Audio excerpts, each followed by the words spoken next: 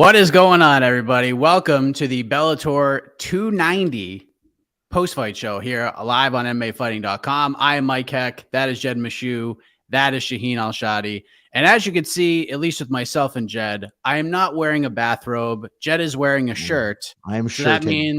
that means the MMA gods do not shine upon Fedor Emelianenko. No cigar for Jed. That means that what we expected to happen in the main event of this card is what was kind of, meant to be. Ryan Bader finishes Fedor Emelianenko in the first round. Fedor's career comes to an end. He had a moment with the legends. His walkout gave me chills. But in the end, Ryan Bader gets the job done. And Bellator 290, the CBS debut for Bellator, is officially in the book. So, gentlemen, Shaun, I'll start with you. How would you grade this effort? CBS, big deal. They got a lot of hype behind this thing. It seemed like the media was all in on it. The fans were getting in on it. Did this thing live up to the potential that you felt that it had? Did it live up to the potential is an interesting question, right? Because it had the potential to be just like something magical, right? We could have just had some magical, incredible moment. Felt pretty unlikely. Ultimately, we got what I think most of us expected. If they were just going pass fail, I would say this is definitely a pass. Like this, the first fight was perfect matchmaking. The Homasi fight, Brennan Ward fight. That, like, if you're trying to introduce an audience on CBS to your product, you put two all-action guys in there and hope they go to war, and that's exactly what those two dudes did. Johnny Eblen had a chance, I think, to become a much bigger name tonight than he is right now. I don't know that he accomplished that, but he certainly looks like a guy who is a top 5 middleweight in the world. Like, that dude is incredible in the ways that he is getting better every time we see him. And then the main event, you said it. The walkout was cool. The Legends lineup was cool. I wish they would have done that beforehand, but even afterwards, that was still a very cool way to send off an all-time great. Made me sad. Didn't make me as sad as it could have. And certainly didn't make me as sad as, some recent ones that we've had of this, like a Shogun. This Shogun made me significantly more sad than whatever this was tonight. Ultimately, though, we didn't get the magic moment that we wanted. I would say this whole show still was a success for Bellator in the end, given the product that they had and sort of the platform that they had. It could have been a lot cooler if we would have had that one gift from the MMA gods. It wasn't meant to be. Jed, on BTL, you gave this card on paper like an 8.5 to a 9, much higher than New York Rick gave it, but did it live up to that number for you? If that was your gymnastics scale, did it hit it? Not quite. I'm giving it a B minus. Look, nothing super bad happened. So that's very important here. And that card was exactly what I thought it was, basically. I got a little bit rose-colored glasses hoping that Fedor might do some things, but it was exactly what I thought. Whereas, like, oh, okay, they are a decently well-run, competent mixed martial arts organization, so they know how to mostly do things right, and they're not going to have the Elite XC egg on their face in a horrific way. But that can't be an A, because what did they gain from this? I mean, does anybody believe that they made new Bellator fans tonight? I would be hard pressed to think that is the case. I am certain that the people who tuned in because they already know MMA, they know Bellator, they didn't leave feeling bad, because I certainly didn't. Look, Johnny Eblen, that fight was a little bit better than I thought it would be, but it was also exactly what I thought it would be. We all knew the Ward Homasi fight was going to be nuts. That was really good promotion, really good matchmaking, and it delivered in every way. And we all kind of saw the ending coming, even if I had talked myself into hope. And it's the hope that kills you, Mike. We all know this. But it's just like, what we didn't gain too much from this. So that like just puts it at a B. And I'll give it a B minus for some of the other. It gets some point stocks for some of the other snafus. This maybe isn't Bellator's issue, but the Paramount was not a super intuitive thing to do. So I missed the first half of Ward Homasi because I literally couldn't get my Paramount stream to work. And also, like, the undercard having a 30-minute gap between the Lorenz Larkin elbow finish and before we started on CBS seemed very, very dumb. The post limbs are still going on right now, which is a tough thing, if we're being honest. Like, and we talked about this off air, and it's just Bellator every time they are gonna Bellator so hard. They were flying through the prelims. They were getting new dudes into the cage before guys had left the cage from the previous fight. It was awesome. The pacing ruled. The fights were delivering good performances, and then they just kind of did the Bellator thing, and their heart's in the right place. And I've said it a million times, but it is the best analogy for me. They get the ball downfield and they can't punch in a touchdown. This is an organization of field goals and no touchdowns to be had. There was another one tonight. Nothing bad happened. They're coming away with points, and that always helps, but they are not getting 7. This is a full 3 points. So look, we have given Fedor his flowers for the last couple of weeks, and he deserves every single kind word that we said about him. And I don't really want to harp on how that night ended. I want to talk a little bit more about Ryan Bader, Shaheen, because I got to say, he was in a tough spot, and he admitted it. He talked about how tough of a spot it was, the pressure, because not only was he the guy that was fighting Fedor in his final fight, but he's a guy who already fought him and beat him in 35 seconds. So how could he do it better? You have to do it again. Everyone's expecting him to go out there and just bulldoze him in the first round, which he did. But I thought the way he handled in the aftermath, the way that he put Fedor over, talked about the pressure, was very honest about how he felt heading in. I thought he played this picture perfect. Your reaction to Bader's performance, and what I think shined even better was the post-fight stuff from him. Yeah, I mean, he definitely didn't pull an Igor, right, and dance over a fallen hero like we saw with Shogun. Like, he definitely played the part right in that respect. I mean, that's not a surprise though, right? Like, Ryan Bader, he's not that guy. He's very respectful, man. His whole heavyweight crusade here in Bellator is such a weird one. It's just they're throwing him in against guys like a 50-year-old Chuck Congo, Valentin Moldavsky, now Shaun, I have a great Fedor. stat about Bader if you want it. I know exactly what the stat is, and actually bring it in. Let's do it, because I know exactly what you're going to say, and it's perfect for what we're talking about. So the last time Ryan Bader finished a person who was under 40 years old, it was 2018, and it was 37-year-old King Mo. Tremendous. 5 years ago is the last time he finished a man who wasn't a few years away from an AARP card. It's the best. I love Bellator. You gotta love it. I mean, he's working with what Bellator has, right? Like, yeah, that's not on him. You can only fight the dudes on the roster, and he's fighting the dudes on the roster, and he's smoking all of them. Like, I would love to have some Francis Ngannou in this equation. Or he's holding Valentin Moldavsky down for 25 minutes. Yeah, more or less. So, I mean, Bader handled it as well as I think most of us would expect from him. Again, the Legends thing happening after the fight was, I think a lot of us would have liked to see that beforehand, but it was still very cool. You get that moment at the end of all these legends lined up, sort of celebrating and saluting Fedor. It's a little bit emotional. I just got to say, though, like, now that we have seen this time and time again over the years, consistently, over and over and over and over again, we're doing the same routine, right, Jed? Because you had said, you talked yourself into this. Somehow you talked yourself into, like, hey, we're going to get this magic moment. Maybe this is the one where, the old legend comes back and gets this knockout to finish his career. We had this exact same cycle for Shogun a couple weeks ago.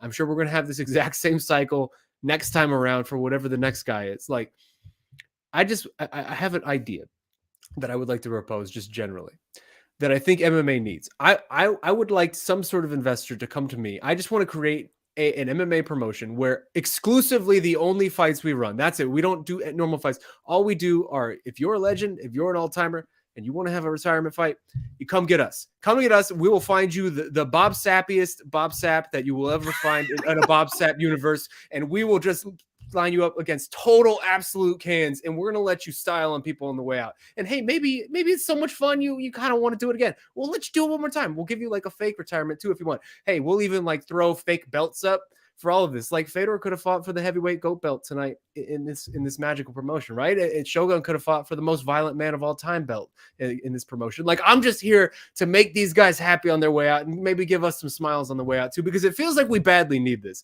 Like, I'm getting pretty sick of just seeing these dudes go out on their back or face down on the canvas or whatever. Like, it leaves us feeling hollow and sad inside. And I think there's a way that we don't need to feel this. We can let these guys have their moment. Like, what's wrong with that? The Heritage Fight League from Jimmy West. There we go. Like, there is a way we can execute this. There is some sort of rich financier watching this right now whose interest is piqued. Hit me. You get in my DMs. Let's make some magic happen. Come on. I'm just saying, this is a real thing that we need to do at this point. I love this idea. Jed, I think you'd be a great promoter for this. Sean could be the CEO and like do all the deals, and you could be the guy hyping this up. Let's be real. I'll be a great promoter for any organization. As soon as someone wants to give me a big bag of money and become the number 2 MMA org in the world, hit my DMs. I'm right here. I got ideas. I don't hate this idea. I think I would rather, instead of having them style on, like me and you in the cage or whatever, though that has a lot of charm to it. Tons of opportunity there. I'm just the saying. Thing that really struck me, I mentioned this during the post-fight presser, is like, I'm still not really sure how I felt about the like hero send-off or whatever. It landed better than bad. It didn't go over poorly. It still felt a little awkward because like some of those dudes, Fedor has nothing, like doesn't know them or care about them. Like the Barnett, they are friends. They have known each other for years. You could see them like exchange a real hug. But like, what does Fedor have to say to Matt Hughes? He has never met Matt Hughes, doesn't care about Matt Hughes at all. So that felt a little weirdish, but it's okay. But it did strike me with like, that's how these things should end.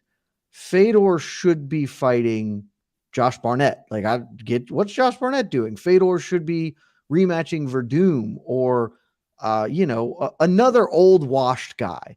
Do the old washed guy, and you just have to retire 2 people at a time. Like Lyoto Machida should have re-signed with the UFC, I said it at the time, and they should have just run back the Shogun fight, and both guys had to retire at the end.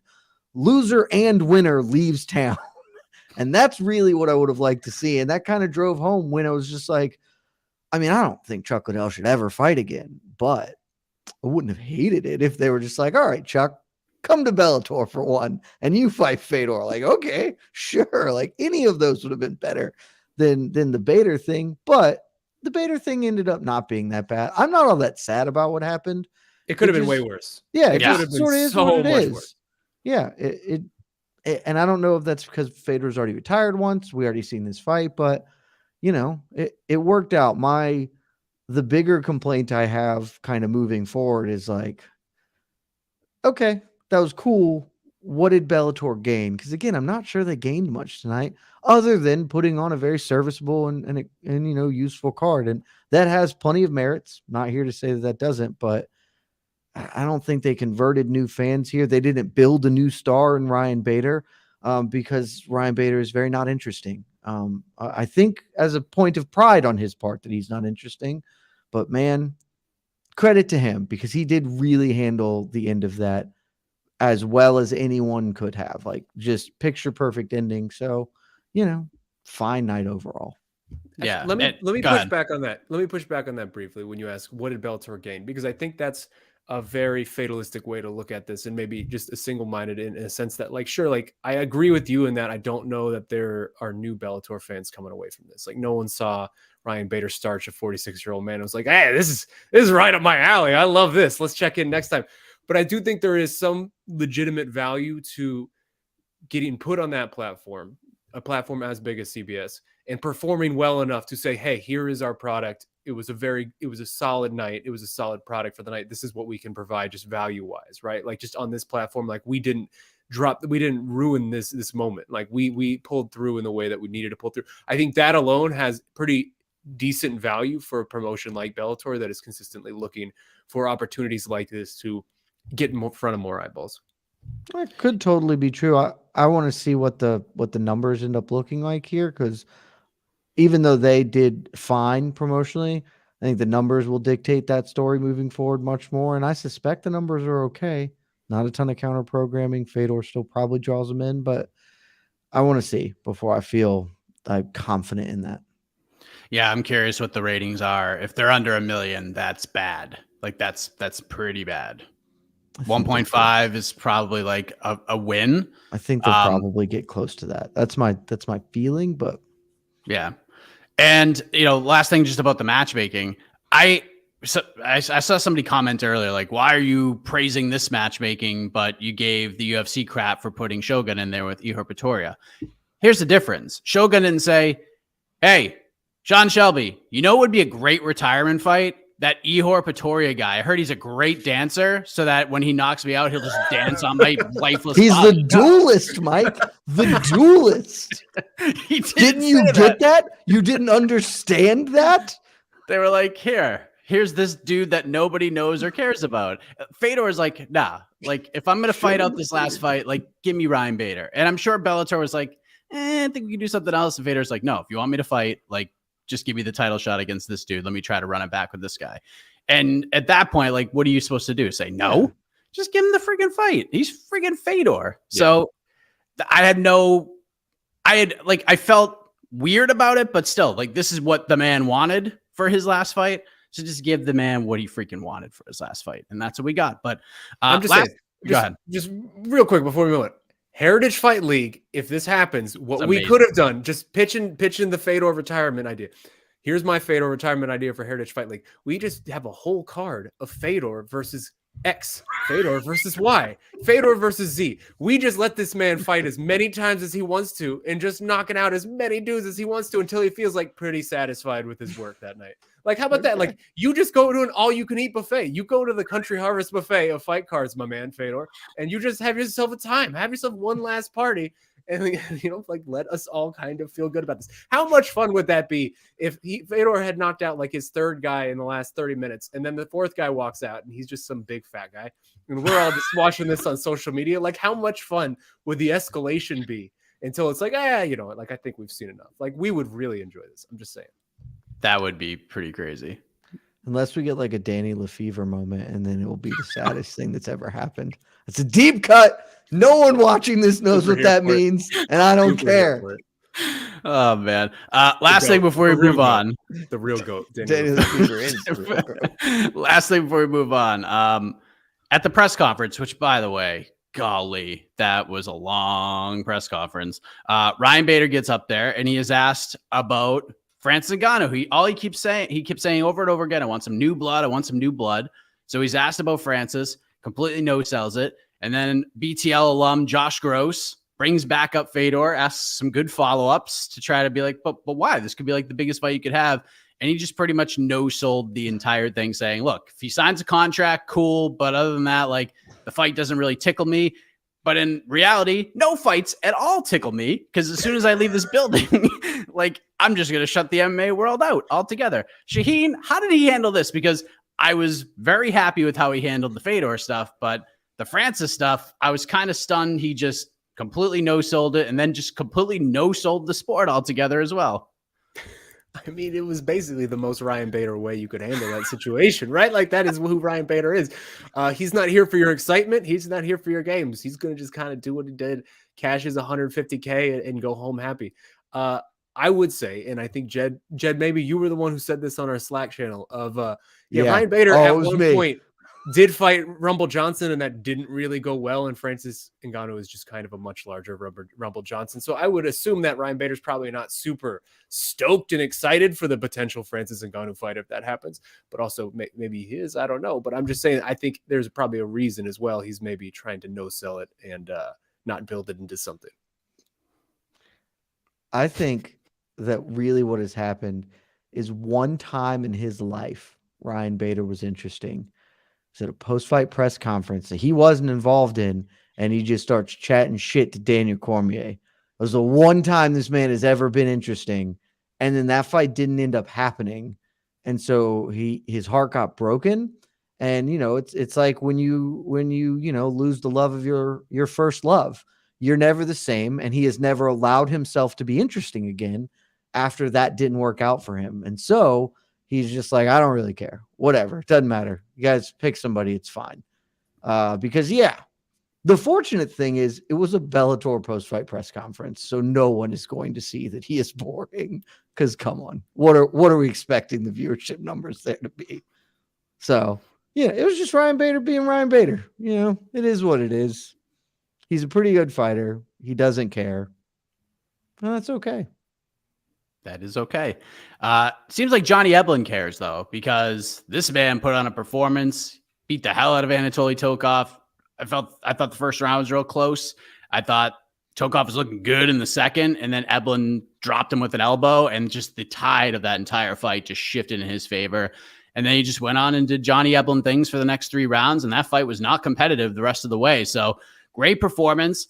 Shaun brought up something that I felt was like Johnny Eblen was the guy on this card that could have just been shot to the moon if he had. And the performance was great, don't get me wrong. But if he just dump trucked Tokov and put him away in the 3rd round and then cut a great promo afterwards, like this guy would have gone to a different level. And he's in a good spot now, no doubt about it. But I don't think he got to that star level because Scott Coker said at the press conference, I think Johnny Eblen became a star tonight. Jed, I don't know if that's necessarily true. I think his stock, Scotty Cokes. I think God love him. No, I think his stock grew amongst the hardcore fans, but that's kind of it, and that's good. But this could have been so much bigger, right? Yeah, and we talked about this beforehand. That was the thing. Like, I gave this card a high score because there was potential. Now, a lot of things had to break right, and the more likely outcome was what we got tonight. I think these were the most predictable sort of top-end outcomes here. But there was a potential if something broke right for things to really go well. And that's actually that means the card's pretty well designed, right? Like, your floor is relatively stable, but you do have a high ceiling, even if the likelihood of getting to that ceiling's low. And it's just sort of what it was for Johnny Eblen. He has never been a huge finisher. Tokov is incredibly tough. And as that fight was going to wear on, even though he wants to showcase his striking, realistically, he's going to go to the thing that he's best at. He's going to wear Tokov down. That's what it is. I have no idea, but I strongly suspect that people may well have turned the channel, given there was a pretty big break after the Homasi Ward fight into that one. And then that fight, while it had some moments, and it was certainly a good fight if you are a invested MMA fan, if you're just somebody flipping through the channels on CBS, that's probably not one that gets you. And I'll dock him some points because he's trying. He has some personality, and you can see it at moments, but you just got to know where you're at.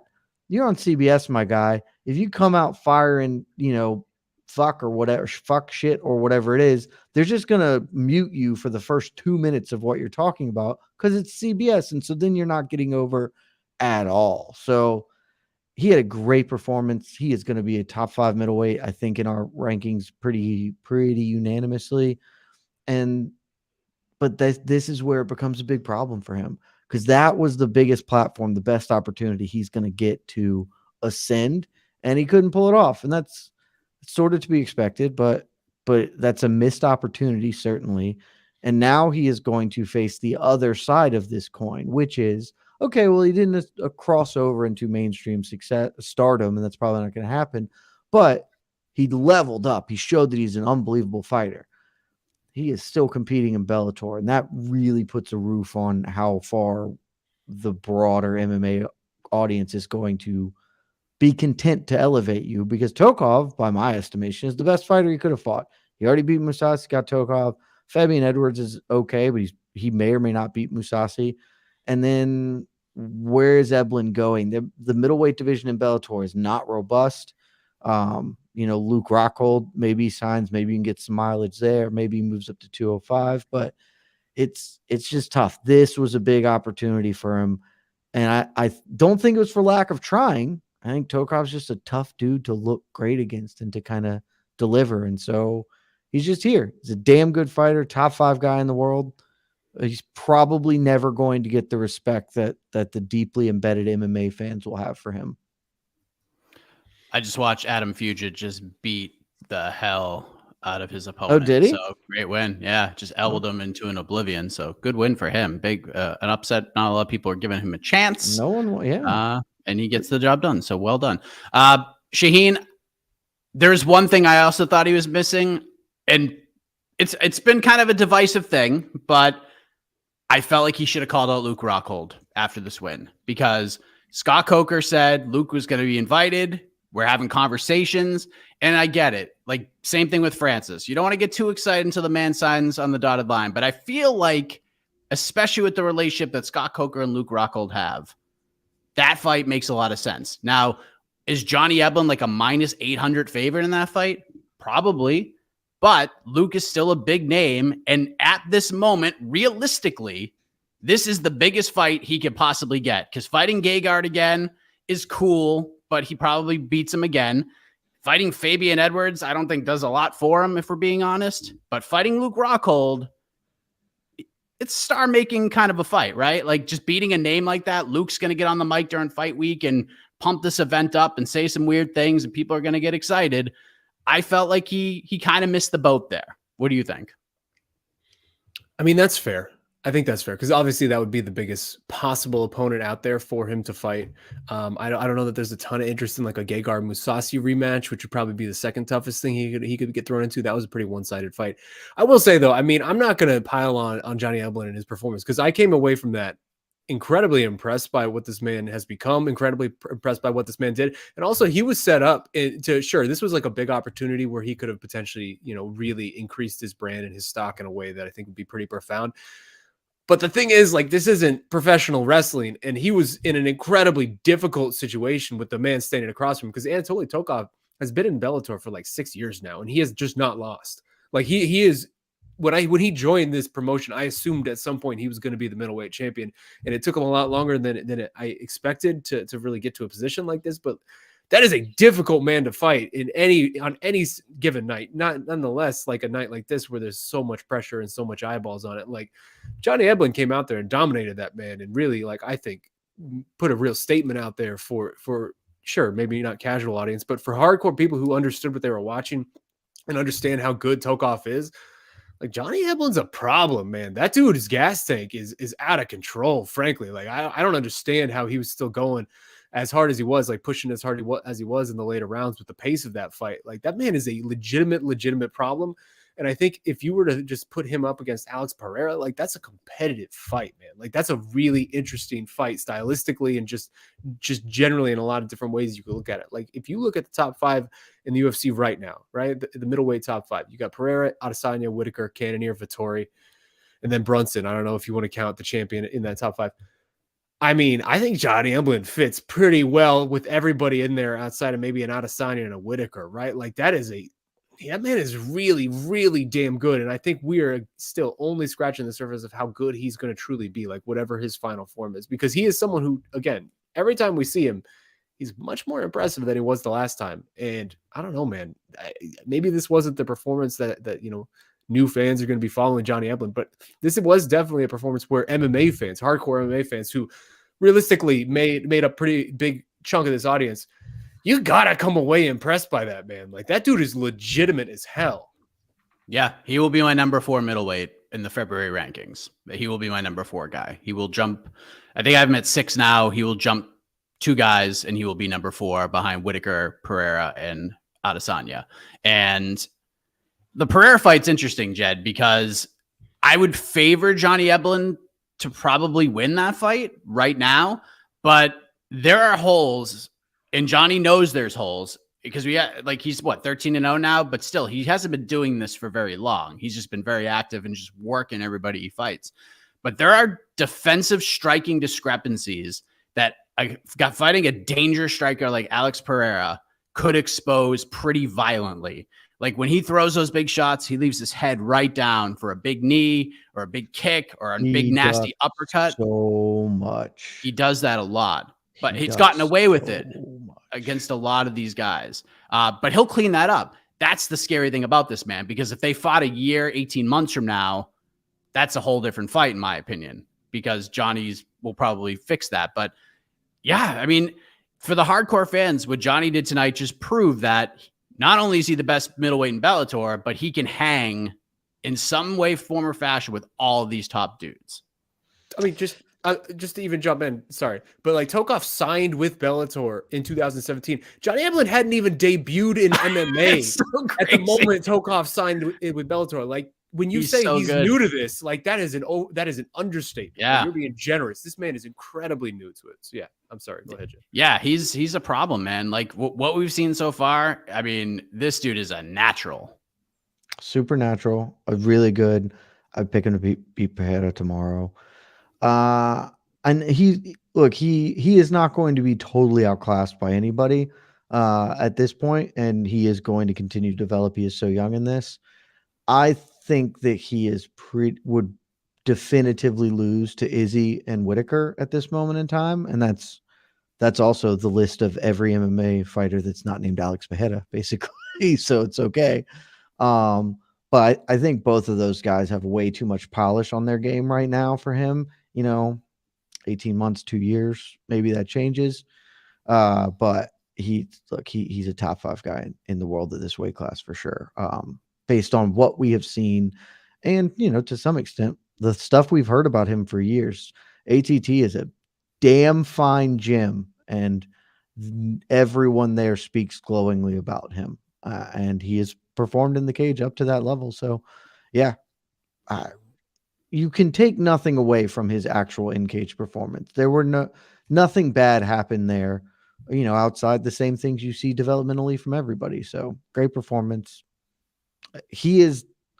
I don't know if you can build around him just because he is a little older, and I don't know how long you can, he is not AJ McKee or whatever in that regard, but this guy's probably going to hold that belt for several years at this point in time.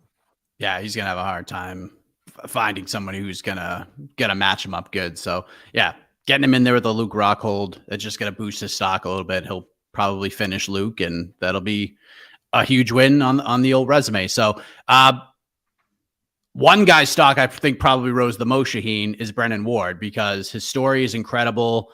Comes back, fights Sabah Homasi. That fight is everything we thought it was going to be. It was just a bloody, violent massacre between those two dudes. And then Brennan just lands a big shot. He kicks him in the face, drops him, and then just beats the tar out of him until the fight is stopped, and gets on the mic and cuts a fun promo. And freaking Jean-Claude Van Damme leaves his seat and comes in with the shades on, and they have this awkward handshake. Should I hug him? Should I fist pound him moment? But still, he got the photo with JCVD. Super cool moment. He was great at the post-fight press conference. They got something with this guy, do they not? I mean, they have the same thing they've always had with him. Like, I kind of wish the JCVD thing would have just been a running theme throughout the rest of the night. Like, I wanted every winner to just call up Jean-Claude so we could just have this repeated moment. Maybe he would understand whether we're going for hug or handshake by the end of it. But I mean, nah, bro, you got to get Jeremy Piven in the cage at some point. Just what if Fedor was a big Entourage fan, and instead of hugging like Chuck Liddell, he was just like, "Hey, I see Ari Gold is in the front row. Can we get him in here? Be lovely."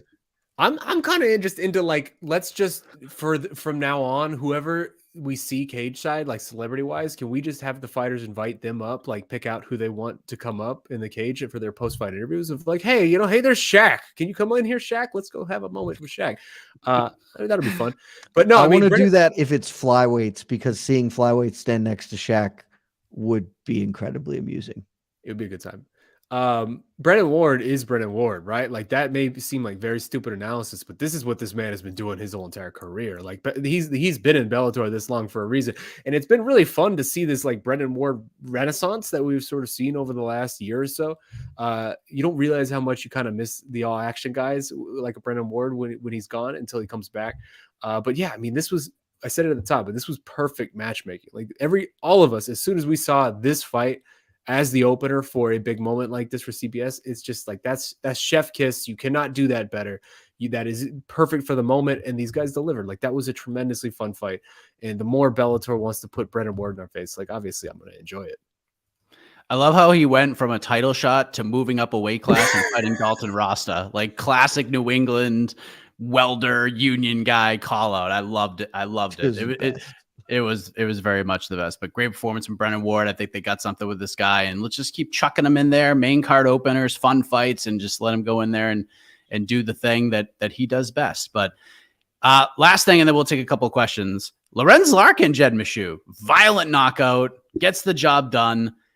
And Shaheen posted a question in our rankings Slack channel. Have we been just not getting this guy enough credit? Have we been just underrating Lorenz Larkin? Because the guy hasn't lost in a really long time. My response was, I really haven't, but the problem is he just hasn't stuck around a weight class long enough for me to actually rank him, because he was at 170, could have been the number one contender. Was like, nah, I'd rather fight in Japan. misses weight, and then he has a couple of fights at 185. We think he's going to stay there, and he's like, nah, I think I'll go back to 170. And then he fights to a draw or has the no contest, and then he just obliterated this guy tonight. What a performance. Have we been underrating Lorenz Larkin? Was this a y'all must have forgot type of performance from this guy? We haven't been underrating him, but it maybe was a y'all must have forgot. I think at one point I had Lorenz Larkin ranked because, I think pretty highly of Andrei Koreshkov, or I did a couple of years ago. But yeah, he fought Rafael Carvalho at middleweight, and then and then when he comes back, he's not fighting like huge marquee names. But even when he left the UFC, he was on a good run. This dude is undeniably like a top 20 at top 25 at the worst welterweight. It's just been sort of a weird career path for him the last few years.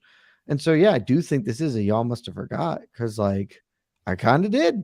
I forgot that he was capable of doing something like that aggressively violent. It was awesome.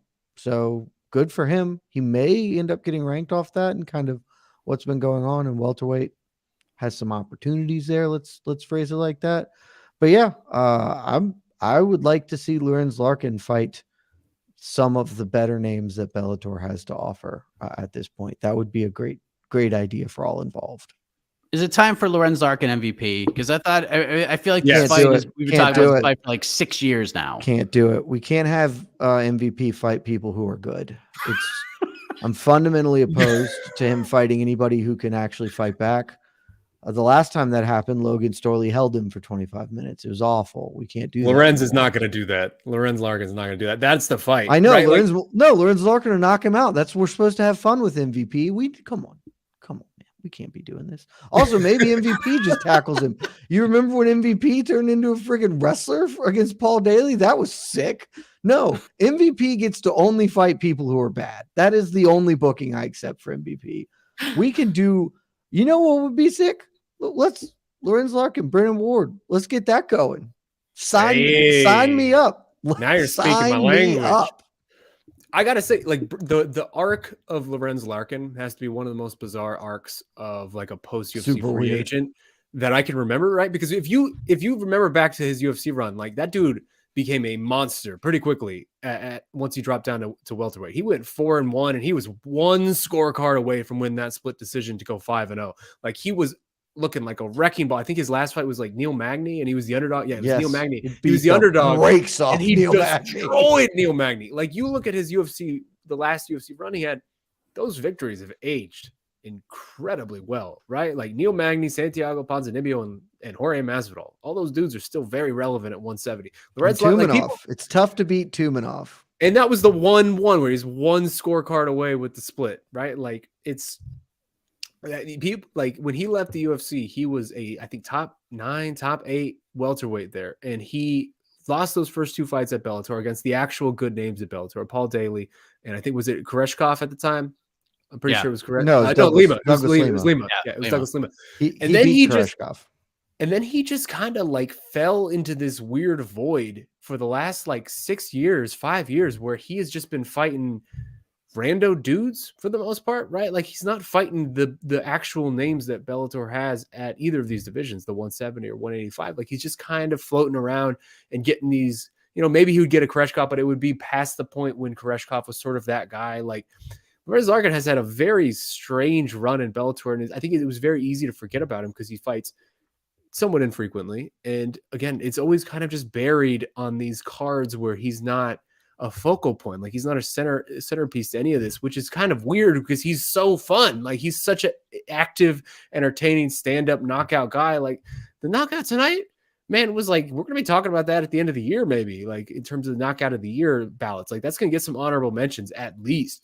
Like that was pure violence. Like it's puzzling to me that it's taken this long for Lorenz Larkin to give us some sort of, oh yeah, like Lorenz Larkin is awesome type of moment. And maybe again, that's just sort of the way that Bellator has navigated this guy's career is a little strange, but hopefully this is a wake-up call that, like, I want to see Lorenz Larkin in some big spots in Bellator. I want to see him against an MVP. I want to see him against the dudes who actually matter in these divisions, because he very well, to me, is probably still like a top 15 welterweight right now. Like he's done nothing to lose that title other than the fact that he's just kind of like been aimlessly wandering around, in this whole Bellator scene for a while. So Lorenz Larkin to me was one of the MVP of the nights. Like that was tremendous. Yeah, good finish for him. Good finish for Chris Gonzalez too. That was a nasty knockout against Max Roshkov. Good fight there. That fight was a lot of fun, and then you landed the big shot and put him away. So we'll take a few questions and then we'll get on out of here. Duho Choi is about to fight, so we don't want to miss that. Holy shit! Dead serious. They gave that fight to Nikita Mikhailov. Yes. I can't believe. I legitimately walked away as like, oh, Darren Caldwell won. Cool. Yeah. Wow. I am just now looking at this. Yeah, the judging was a little sus on the first couple of fights. Incredible. A lot of people thought Alejandra Lara won against Diana Suragova, but I don't know. That one I didn't feel as bad about, but I felt Caldwell won. Flip.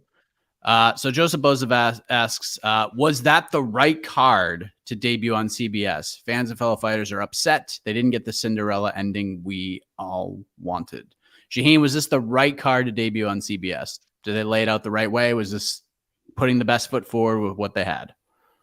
I mean, you know my thoughts on like you throw Fedor in a fight where he could have won and then we could have really had a celebration. But also it's like it's Fedor. If he's only asking for a title fight and he's not trying to fight cans, your hands are kind of tied there. Also, they tried to make the co-main event much more fun with the Yoel Romero Nemkov fight that would have been, for whatever it would have been interesting. Like, right. Like that would have, Yoel Romero is just a bizarre man who creates very bizarre scenes. And that would have been very cool to watch. So they tried, like, ultimately this is sort of the best that they had to work with considering the guys that were available. Like I think for the most part, this was the right move. And they did do we get on Bellator a lot about promotion and why are you not promoting these cards really? But I feel like they made a concerted effort to tell the Fedor story in a way that at least should have translated to some level of the audience of just imparting upon people how important this guy was and what a big moment this was. So I think this was the right card for the most part. Jed? Yeah, it's the same criticisms that I had going into it. This is the best that they could do with what they had, which I think is fine. I think it also speaks to maybe if you know you're doing the CBS thing, maybe have a bit more foresight, because this really would have been a good opportunity to start the lightweight Grand Prix, to get AJ McKee fighting on CBS, the start of this, or hell, I know that, maybe this bungles up your other plans, but like do the Danny Sabatello, Halfian Stotts fight here, like that, really making the most of this Bellator, this CBS spot with kind of the future stars and the big personalities that you have. But, taking that criticism aside, they did the best what they can. It's still a success and a passing grade by any measure. You put Danny Sabatello on CBS and they are hearing 0 words of anything that man says. That is getting bleeped out immediately the moment that man talks. You don't need to hear that man talk. You just look at the hair. That's all you need. For those wondering what happened in the post-lims, 4 decisions. Neiman Gracie won. Jalen Bates, big win over Jordan Lugo, splitty. I have to go back and watch that one. Isaiah Hokett got a unanimous decision win, and Yusuf Karakaya got a unanimous decision win as well. So those were the post-lims. This question came up a bunch. We touched on this a little bit, but I guess we'll focus a little bit more on it. Jed, I'll start with you. What was your thoughts during the Fedor retirement moment with all the legends? I know it didn't feel as yucky as we thought it might feel, considering how we all thought this fight was going to play out. But in the end, pretty cool moment, would you say? Again, it was fine. I thought that there was a high potential for this to be awful, which is why I like the idea, but I was very, very concerned about the execution, just because, like, if Fedor does get slabbed and say he's down and out for a few minutes, that just is a whole different thing, and it's all pretty bad. He didn't, and the way it worked out, it landed okay. It still felt a little weird, just because, like, most of the people up there, he has nothing connected with other than some ephemeral sense of unity based on time period. But, like, he never fought Chuck Liddell. I don't know if maybe he had been around Royce Gracie before, but I can't recall why. Like, Josh Barnett and Dan Henderson made sense, and Randy Couture made sense because that's the one that got away. But they were like Matt Hughes has nothing to do with Fedor in his story. So it's still I would rather them do that than do nothing, because that is at least a cool idea of honoring a legend doing something like that. and it didn't go bad. So I'm totally okay with it. There are some just absolute grumps in the comment section. Oh my God, get some sleep. Turn your TVs off. Go to bed. I want to shout out the comment section though, because there are a couple of people in here doing God's work. I agree. So by that, I mean both sides, because there has been an ongoing conversation about Fedor being the GOAT. And by conversation, I mean, it is literally one side saying he is not, and the other being like, you're stupid.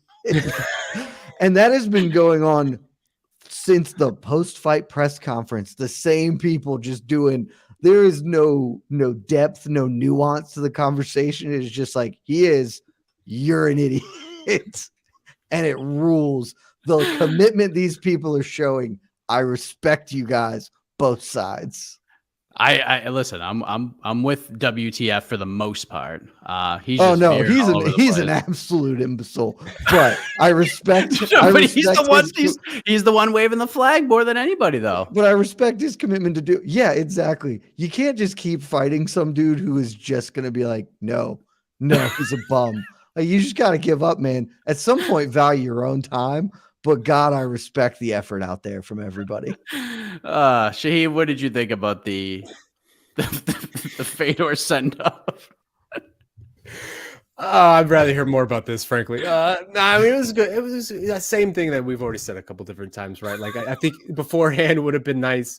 There was a good chance this could have gone a lot worse. It didn't. I'm happy that it didn't. Some of the lineup was weird. But it is. I'm here for trying to make things interesting and different, and that was interesting and different in a way that, felt nice in the moment. Like, it feels nice to see sort of the end of an era, all this generation there. So I thought it worked out. Yeah, I thought it was pretty cool. Again, I would have loved the aerial idea. Just take them all at the beginning, give Fedor like the beginning wave before you go to the opening promo, whatever you're gonna do to start the card. But yeah, man, again, they should have carried him to the ring on a litter. Just all of them. Although, honestly, when I saw some, I was like, I see where we're not doing that. They looking old out there. Some of them fellas looking old. Now you guys have emboldened these people even more in the comments section, and this is dude, it's the best. Theater. This is really great. I have been watching the comments for the whole post-fight press conference. This has been the exact same conversation. Yeah, it's just back and forth. He didn't fight anybody good. You don't know shit. You didn't watch back when it was Pride. Pride fighters sucked and were on steroids. That's dumb and not true. He beat UFC champions. It's been the best. It is the same three talking points, just in a circle, just in an absolute circle, and neither side is giving an inch. This is the BTL matchup. We just put comments on the screen. These two people battling it out. It could be the final round. Do a little tag team title match. So Alan Tam just staying on his corner, man. Fedor sucks. He fought bums. That's so hilarious. You could be the GOAT or the heavyweight #1 for 7 years and somehow fighting bums. Beat every relevant person in that era, more or less. Get out of here with this.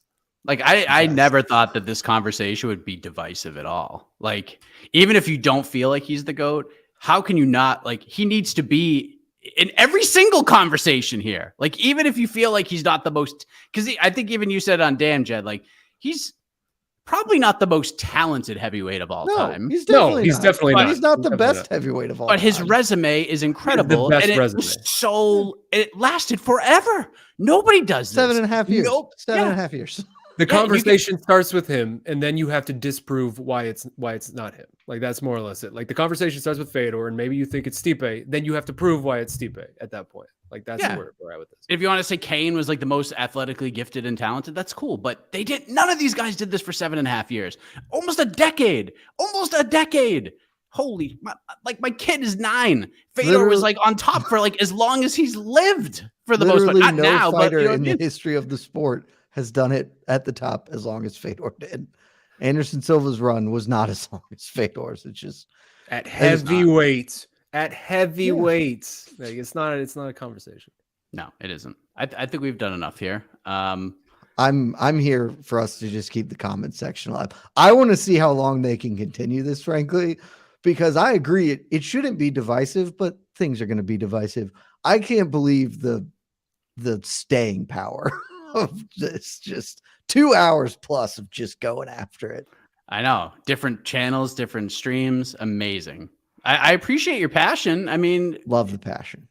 a little grumpy, but still, you're standing. You're putting your feet in the sand. You're standing your ground. Can I ask one question before we leave? Because I did think about this. It is actually sort of back on topic. I was thinking about this during the post-fight press conference because somebody brought it back up to Scotty Cokes. Would Anderson Silva have been a good last fight for Fedor? I can't decide how I feel about that. I wouldn't have hated it. I definitely wouldn't have hated it. I just don't know if it's good or not. It would have been I think it would have been better for business for sure. Well, that's probably true. I mean, yeah, it absolutely would have been. Anderson Silva is a star. Either way it ended, I think there's a chance that there could maybe it could have ended in extreme sadness if one of those dudes really gets sparked out. That would have still been pretty sad. I don't know. I wouldn't have hated it. It's better than this, I would think. Like I would have rather seen that than this. That's true because I literally already saw this, so I didn't need to see it again. But I was just thinking about it a lot. I was like, I don't know if they could have done that. Ooh, it might have been good. Fedor versus Machida, baby. Oh, look, Vanderlei was always the answer I wanted in my heart. Yeah. Just if Pride's gonna die, let's send it out right there. Light the funeral pyre. Shogun, bring Shogun in, or that. That would have been a better idea than Shogun Ihor Pretoria. That's for sure. The duelist, Mike. The duelist. He fired in the air. It wasn't. He fired in the air because he didn't shoot him. It's respect, Mike. You don't get that? I'm coming around on the Ihor thing because that's going to be my favorite thing for some time. Just how impossibly stupid that man was. He would fit right into this comment section because he would defend the dancing and he would just stand his ground and no one would budge him. He would fit right in here. So Ihor, fired in the air, man. Fired in the air. No you can duel in the comments section, baby. But guys, we can't do Fedor Krokop 2. Google Krokop. He should never fight again. Yeah, it's pretty bad. I saw that a lot in the comments. It's like Krokop is good for him to be where he is, but that man is never fighting again for very good reasons. Touche. Okay, right. I think we're done. We're done. Let's say Duho Choi's fighting. I want to watch that. Yeah, they're clinching against the cage right now. I want to watch that. So thank you very much. Enjoy the rest of the UFC card. AK and I will be back tomorrow to do some matchmaking for this card on to the next one. And then, ladies and gentlemen, we're turning the page, and it's on to UFC 284. It's on to Islam Makhachev versus Alexander Volkanovski. Yes. Haven't heard much about it. Okay. I guess it's not fight week, so we don't start talking about things, huh? Well, thank you very much, everybody, for Shaheen, for Jed Meshew. I am Mike Heck. We will be talking about UFC 284, even if the UFC doesn't next week. We'll see you later. Thank you for watching. Have a good night, everybody. Comment section. Keep it up. Guys.